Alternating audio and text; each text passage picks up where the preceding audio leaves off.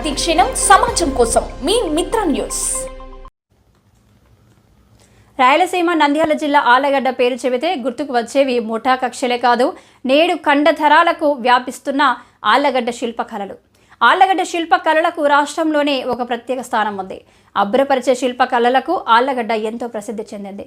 ప్రపంచ స్థాయిలో గుర్తింపు తెచ్చుకున్న ఆళ్లగడ్డ శిల్పల ప్రతిభకు ఎన్నో తార్కాణాలు ఉన్నాయి. వారి చేతిలోని ఉలితో శిలలకు ప్రాణం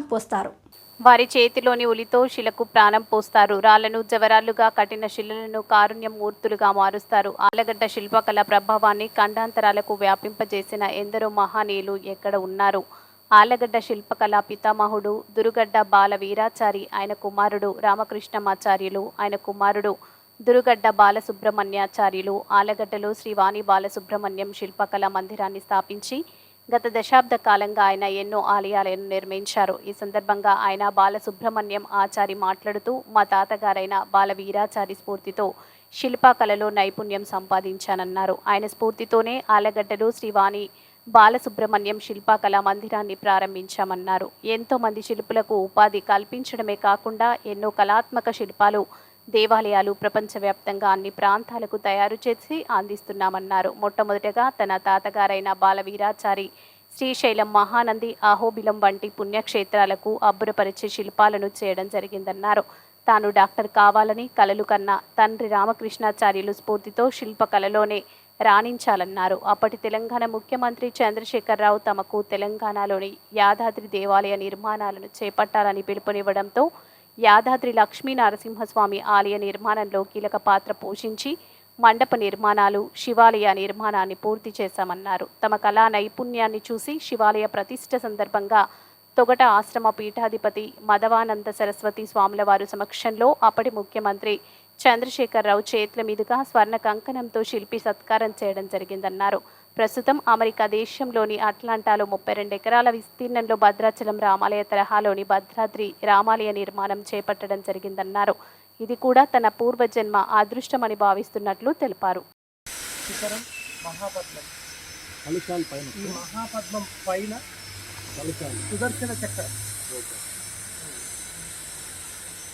సుదర్శన చక్రం రాత్రిలో చేసి ఆల్రెడీ 108 దివ్యదేశాలు తిరిగి అమెరికాకు ముందే చేరిపోయింది. కలశం అంటే కలశం అంటారు, కలశం సుదర్శన చక్ర రూపంలో పెడతాం. భద్రాచలంలో కూడా అదే విధంగా ఉంది. ఆలయం యొక్క గోపురం కలశం ఆ విధంగా చేసి ముందే అక్కడికి వెళ్ళడం జరిగింది. ఆ ఏర్పాటు మొత్తం ఇక్కడ కింద గోపురం యొక్క భాగాలు ఇవన్నీ.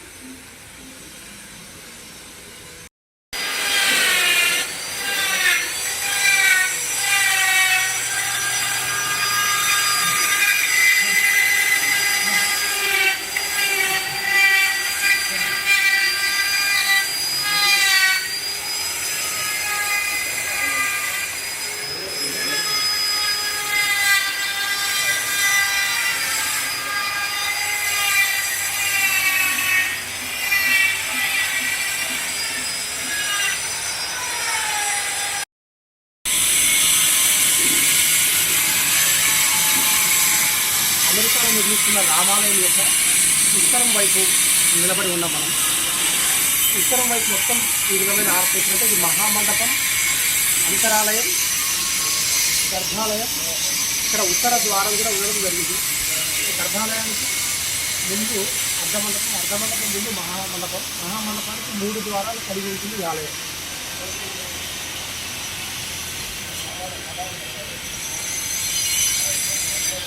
ఇది ఉత్తర ద్వారం, అటు దక్షిణ ద్వారం, తూర్పు ద్వారం.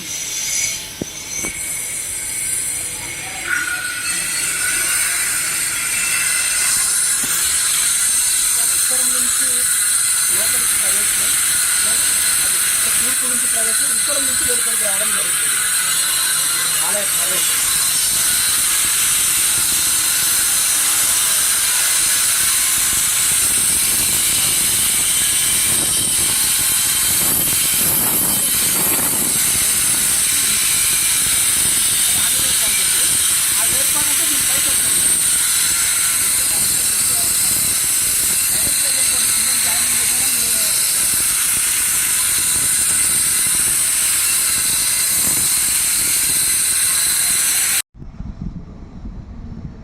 నమస్తే,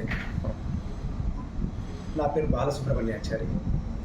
ఆళ్ళగడ్డలో వాణి బాలసుబ్రహ్మణ్య శిల్పకళా మందిరంలో ఎన్నో ఆలయాలకు శిల్పాలు, దేవాలయాలు ఇవన్నీ ఏర్పాటు చేయడం, నిర్మాణం కావడం జరిగింది. తాతయ్య గారు బాలవీరాచారి గారు మొట్టమొదట ఆళ్ళగడ్డలో శిల్పశాల ప్రారంభించడం జరిగింది. వారి తర్వాత ఈరోజు చూస్తే అసలు ఎంతోమంది కళాకారులకు ఇక్కడ ఉపాధి లభించడం, ఎన్నో కళాఖండాలు ఇక్కడ రూపుదిద్దుకొని ప్రపంచవ్యాప్తంగా వెళ్ళడం జరుగుతున్నది. అలాంటి చాలా ఆలయాలు చేయడం జరిగింది. మొట్టమొదట తాతయ్య గారు శ్రీశైలం, మహానంది, అహోబిలం లాంటి పవిత్రమైన పెద్ద పెద్ద క్షేత్రాల్లో చేయడం జరిగింది. తర్వాత నాన్నగారు చాలా శిల్పకళాఖండాలు, తర్వాత దేవాలయ నిర్మాణాలు, నాన్నగారు రామకృష్ణమాచార్యులు అందరికీ పరిచితులు. వారు ఎన్నో ఆలయ నిర్మాణాలు, ఎన్నో విగ్రహాలు తయారు చేయడం జరిగింది. మేము కూడా ఊహ తెలిసిన దగ్గర నుంచి అంటే శిల్పం, డ్రాయింగ్ చేయడం, శిల్పం చెక్కడం, ఇవన్నీ మాకు నాన్నగారే గురువుగారు. వారే మాకు ఈ యొక్క కళలో గురువుగారు. వారి దగ్గర నుంచి మేము ఈ శిల్పకళను తీసుకోవడం, శిల్పకళ నేర్చుకోవడం జరిగింది. మొట్టమొదట 2002 నాకు డిగ్రీ కంప్లీట్ అయిన తర్వాత, అంటే చిన్నప్పటి నుంచి ఈ యొక్క వృత్తి అబ్జర్వ్ చేస్తూ వర్క్ చేస్తూ, అంటే ప్రాక్టికల్స్ మిస్ అవ్వకూడదని నాన్నగారు బయట కూడా చదివించలేదు. ఇక్కడే చదవాలి, ఇక్కడ ఉంటేనే మీరు ఈ శిల్పకళ మీద ఇంట్రెస్ట్ పెడతారు, బయట చదవడం వల్ల మళ్ళీ మీరు ఈ ఆర్ట్ మిస్ అవుతారు అనే ఉద్దేశంతో నేను గుంటూరు విజ్ఞానంలో చేర్పించమని, నేను డాక్టర్ని అవ్వాలని చెప్పి నాన్నగారిని కోరితే, లేదు ఇక్కడే ఉండాలి, మీరు ఇక్కడే ఈ వృత్తి, అంటే ఎంతోమంది డాక్టర్లు ఉంటారు, బట్ ఇలాంటి కళాకారులు కొందరే ఉంటారు, సో మీరు ఖచ్చితంగా ఇంట్రెస్ట్ పెట్టాలి, కళ నేర్చుకోవాలని చెప్పేసి నాన్నగారు చెప్పడం జరిగింది. ఆ విధంగా ఈ కళకు అంటే ఒక రకంగా వారే, అంటే ఈరోజు మేము అమెరికాలో టెంపుల్ చేస్తున్నామంటే కారణం కూడా వారు ఆ రోజు ఇచ్చిన ఆ టర్నింగ్, అది మైలురాయి అని చెప్పాలి. ముఖ్యంగా 2003లో చిన్నజీయర్ స్వామి వారి ద్వారా ఒక ఆలయం, రామాలయం చేయడం జరిగింది విజయవాడలో. అక్కడి నుంచి నా కెరీర్ ప్రారంభమైంది. అంటే తాతయ్య గారు, నాన్నగారు అందరు ఇదే ప్రస్థానంలో వారు ముందుకెళ్తూ ఉన్నారు. ఇది వంశపారపర్యంగా ఈ యొక్క శిల్పకళలో మేము ఉండడం జరుగుతుంది. మాది 6వ తరం. ఓకే. సో అలా మేము కూడా చదువు, శిల్పంతో పాటు ఉంటూ మళ్ళీ డిగ్రీ కంప్లీట్ అయిన తర్వాత కంప్లీట్గా ఆలయ నిర్మాణం అనేది 2003లో జిఎస్వామి వారి రామాలయం ముత్యాలంపాడు రామరాజు వీధిలో ప్రారంభం అవ్వడం జరిగింది. నేను నా కెరీర్లో అయితే ఫస్ట్ ఆలయం అది. స్వామివారి యొక్క చేతుల మీదుగా స్వర్ణకర్కణం తీసుకోవడం కూడా జరిగింది. ఆ రోజుల్లో 2004-05లో ప్రతిష్ట అయింది ఆలయం యొక్క ప్రతిష్ట. తర్వాత ఇప్పటి వరకు దాదాపు 200 ఆలయాలు చేయడం జరిగింది. అందులో భీమవరంలో ఒక శివాలయం చేయడం జరిగింది, మరి హైదరాబాద్లో ఇంకొక శివాలయం, అమ్మవారి టెంపుల్స్, యాదాద్రిలో ఆలయాలు చేయడం జరిగింది, బెంగళూరులో వెంకటేశ్వర స్వామి టెంపుల్, హనుమంతుడి ఆలయాలు, ఇంకా ప్రకాశం డిస్ట్రిక్ట్ అయితే దాదాపు 100 ఆలయాలు చేయడం జరిగింది. ఇలా మొత్తం దాదాపు 200 ఆలయ నిర్మాణాలు చేయడం జరిగింది. అంటే రెండు తెలుగు రాష్ట్రాల్లో తెలుగు రాష్ట్రాల్లో కాకుండా కర్ణాటక, తమిళనాడులో కూడా చేయడం జరిగింది. తర్వాత హైదరాబాద్లో ఒక ఆలయ నిర్మాణం చేసిన వారి మిత్రుడు, అంటే మా మిత్రుడి వాళ్ళ అబ్బాయి అక్కడ అట్లాంటాలో ఉంటూ అక్కడ వాళ్ళ సొసైటీ దగ్గర ఒక రామాలయ నిర్మాణం గురించి ఏర్పాట్లు జరుగుతూ ఉన్నాయి. ఆ సందర్భంలో వారు మమ్మల్ని ప్రపోజ్ చేయడం జరిగింది. ఇట్లా ఈ విధంగా ఉన్నారంటే మన తెలుగు వాళ్ళు ఇలా చేయాలి అని చెప్పేసి వారు చెప్పడం, వారి అక్కడ నుంచి ఇక్కడికి వచ్చి మన శిల్పశాల సందర్శించి ఈ యొక్క ఆలయ నిర్మాణం మీరే చేయాలని చెప్పేసి వారు చెప్పడం, అంతా ఒక 2 ఇయర్స్లోనే ఇక్కడ భద్రాచలం ఎలా ఉందో అలాగా రామాలయ నిర్మాణం ఇక్కడ పూర్తిగా తయారు చేయడం జరిగింది. రెడీగా, అంటే ఆల్మోస్ట్, అంటే విగ్రహాలు ఒక చోట, దేవుడు అయోధ్య చూసాం, అయోధ్యలో విగ్రహాలు ఒక చోట, దేవాలయం ఒక చోట చేశారు. అట్లా కాకుండా విగ్రహాలు, ఆలయం కంప్లీట్గా ఈ శిల్పశాలలో రెడీ అయ్యి తయారు కావడం జరిగింది. నాన్నగారు పర్యవేక్షణ, తర్వాత గురువుల ఆశీర్వాదంతో మొత్తం కంప్లీట్ అయింది, రెడీ. షిప్మెంట్ మేబీ ఒక 2 monthsలో షిప్మెంట్ కూడా స్టార్ట్ అవుతుంది. నెక్స్ట్ శ్రీరామనవమికి అక్కడ ఆలయ నిర్మాణం పూర్తి చేయాలని చెప్పేసి వారి సంకల్పం. అక్కడ అమెరికాలో మన తెలుగు ట్రస్ట్ వాళ్ళందరూ ఒక 1008 ఫ్యామిలీస్ అందరూ కలిసి ఆ యొక్క ఆలయ నిర్మాణం 32 ఎకరాల్లో 32 ఎకరాల్లో రామాలయం, సువిశాలమైన రామాలయం నిర్మాణం చేసుకోవడం జరుగుతుంది. ఈ టెంపుల్కి యూనివర్సల్గా అందరూ కూడా మెంబర్స్గా ఉంటూ ఆలయం నిర్మాణంలో అందరూ పాల్పంచుకుంటున్నారు.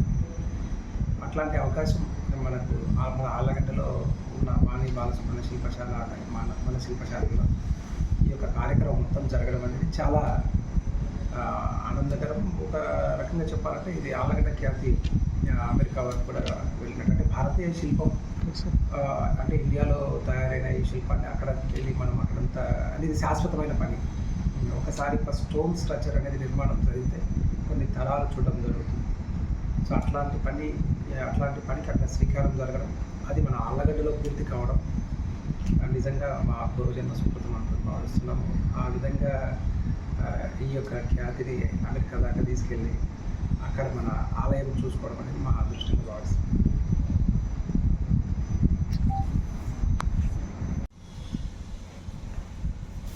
తెలంగాణ రాష్ట్రంలో యాదాద్రి లక్ష్మీ నరసింహస్వామి దేవాలయం 2016 నుంచి పునర్నిర్మాణం చేయడం జరిగింది. అందులో ఆళ్ళగడ్డ నుంచి మేము బాలసుబ్రహ్మణ్యాచారి అనే నేను, మా మిత్రులు, తర్వాత మా చిన్నాన్న గారు అండ్ మా తమ్ముడు అందరం కలిసి యాదాద్రి ఆలయ నిర్మాణం చేయడం జరిగింది. యాదాద్రిలో శివాలయం పూర్తిగా మేము చేసే అవకాశం భగవంతుడు మాకు కల్పించారు. శివాలయం ప్రతిష్ఠ రోజున మాధవానంద సరస్వతి స్వాముల వారు తొగుట ఆశ్రమం, సిద్దిపేట జిల్లా, వారి యొక్క ఏమంటారంటే ఆగమశాస్త్రం మరియు వారి సూచనల మేర యాదాద్రిలో శివాలయం పునర్నిర్మాణం కావడం జరిగింది. ఆ యొక్క ప్రతిష్ఠ రోజు స్వామీజీ యొక్క సమక్షంలో అప్పటి ముఖ్యమంత్రి గారు కేసీఆర్ గారు స్వర్ణ కంకణంతో శిల్పి సత్కారం చేయడం జరిగింది. ఆ సత్కారం ఎంతో మరువలేనిది. అదేవిధంగా భీమవరంలో శివాలయం చేసినప్పుడు అక్కడ కూడా 3 రోజుల ప్రతిష్ట కార్యక్రమం జరిగింది. వారు కూడా ఒక రజత పత్రాన్ని, శిల్పిగా శాశ్వతంగా ఉండే ఒక రజత పత్రాన్ని వారు బహుకరించి స్వర్ణ కంకణం గావించి పుష్పాభిషేకం చేయడం జరిగింది. చాలా అంటే ఒక కళాకారుడికి డబ్బు సంపాదన మీద ఉండదండి ముఖ్యంగా. అంటే ఇంకా ఎంత చేయాలి, ఎంత వీలైనంత వరకు, అతను బ్రతుకున్నంత వరకు ఎంత వీలైనంత ఈ యొక్క కళలో చేయాలి, ఈ యొక్క ఆలయ నిర్మాణాలు చేయాలనేది పట్టుదల ఉంటుంది. ఆ పట్టుదల మీద ఆ వర్క్ చేయాలనేదే ఉంటుంది. కానీ ఈ అంత కరెక్ట్గా క్యాల్కులేషన్ చేసుకొని అది కూడా ఏ ఆర్టిస్ట్ కూడా నాకు తెలిసి దాదాపుగా అది కష్టం. సో ఆ విధంగా భీమవరంలో ఒక ఆలయం, యాదాద్రిలో మెయిన్గా శివాలయం చేసాం. మెయిన్ టెంపుల్లో కూడా నార్త్ ఈస్ట్ అవుటర్ ప్రాకార మండపం. అక్కడ విశేషం ఏంటంటే నార్త్ ఈస్ట్ అవుటర్ ప్రాకార మండపంలో అష్టభుజితో మండప నిర్మాణాలు జరిగాయి. స్థపతి గారు, సుందరరాజన్, వేలు గారు, వీరందరి ఆధ్వర్యంలో, ఆనంద్ సాయి గారి పర్యవేక్షణలో జరగడం జరిగింది. అట్లా అద్భుతమైన ఆలయం గావించడం మనం చూస్తున్నాం తెలంగాణలో యాదాద్రి ఆలయం. అందులో ముఖ్య పాత్ర పోషించే అవకాశం లక్ష్మీ నరసింహస్వామి మాకు ఇవ్వడం మాకు చాలా సంతోషంగా ఉంది. మనం అహోబిలం చెంత ఉన్నాం. ఆళ్ళగడ్డ అహోబిలం అంటే ఒక 1/2 అవర్ జర్నీ.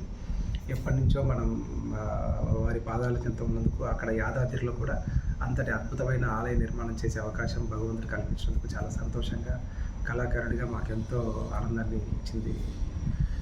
తర్వాత అహోబిలం నేను అంటే ఒక శిల్పిగా నేను కోరుకున్నది ఏంటంటే అహోబిలంలో అద్భుతమైన శిల్ప సంపద చాలా ఉంది. కరెక్ట్గా కనెక్టివిటీ చేస్తూ ఎక్కడైతే అహోబిలం అంటే ఇప్పుడు మనకు హైదరాబాద్ నుంచి తిరుపతి వెళ్ళే దారిలో అహోబిలం మనకు జస్ట్ ఆళ్ళగడ్డ ఎంట్రన్స్లో రావడం జరుగుతుంది. ఒక విజన్ ఉంది. అంటే ఎట్లా అహోబిలం ఎంట్రన్స్ అనేది ఎక్కడ మనకు ఇక్కడ ఒక జస్ట్ ఒక నేమ్ బోర్డ్ పెట్టి చేయడం కాకుండా తిరుమల ఎంటర్ అయ్యేటప్పుడు గరుత్మంతుడి విగ్రహం ఎలా ఉండి అక్కడ ఒక మంచి ముఖద్వారం ఉందో, ఈ హైదరాబాద్ తిరుపతి హైవేకి ఉన్న ఈ అహోబిలం మార్గం ఎక్కడైతే స్టార్ట్ అవుతుందో అక్కడ కూడా ఒక గరుడ విగ్రహంతో లక్ష్మీ నరసింహస్వామి ఆలయ ప్రవేశ ముఖద్వారం ఏర్పాటు చేస్తే ఈ యొక్క ఆలయం ఉన్నదనేది అందరికీ మనం చెప్పకనే చెప్పినట్టు అవుతుంది. ఇంకొక విషయం ఏంటంటే దాని ద్వారా మనకు ఇక్కడ నుంచి జస్ట్ అహోబిలానికి ఒక 20 నిమిషాల్లో చేరుకునే అవకాశం ఉంది. ఎందుకంటే 20-25 కిలోమీటర్లే. ఆ యొక్క రోడ్డు మార్గాన్ని కూడా స్పెషల్గా గవర్నమెంట్ గుర్తించి ఇది ఒక అటు పర్యాటకంగా అటు ఆధ్యాత్మికంగా, ఎందుకంటే అహోబిలం అటు ఏదైతే మన అటు తిరుమల ఇటు శ్రీశైలం మధ్యలో అహోబిలం ఉంటుంది, నల్లమల ఫారెస్ట్లో. ఏషియాలో ఇంత పెద్ద ఫారెస్ట్లో ఈ 3 ప్రసిద్ధమైన ఆలయాలు ఉన్నాయి. అటు తిరుమల ఇటు శ్రీశైలం మధ్యలో అహోబిలం. ఈ అహోబిలంలో ఉన్న ప్రకృతి అందాలు చాలా అసలు అంత చూపర్లను ఆకర్షిస్తాయి. అంతేకాకుండా అద్భుతమైన విలువైన శిల్ప సౌందర్యం, శిల్ప కళాఖండాలు అక్కడ చాలా ఉన్నాయి. అందరూ చూడాలి. ఆ యొక్క ఆలయాన్ని అందరూ చూడాలంటే ఈజీ కనెక్టివిటీ రోడ్డు ద్వారా సాధ్యమవుతుంది. కాబట్టి ఇక్కడ మనకి ఏదైతే తిరుపతి హైవేకి ముఖద్వారాన్ని ఒక గరుడ విగ్రహాన్ని పెట్టి ఇక్కడ అహోబిలం ఉంది అన్నట్టుగా అందరికీ తెలియజేసి అక్కడ నుంచి అహోబిల మార్గాన్ని ఏర్పాటు చేయవలసిందిగా ఒక శిల్పిగా, ఒక కళాకారునిగా నేను కోరుకుంటున్నాను.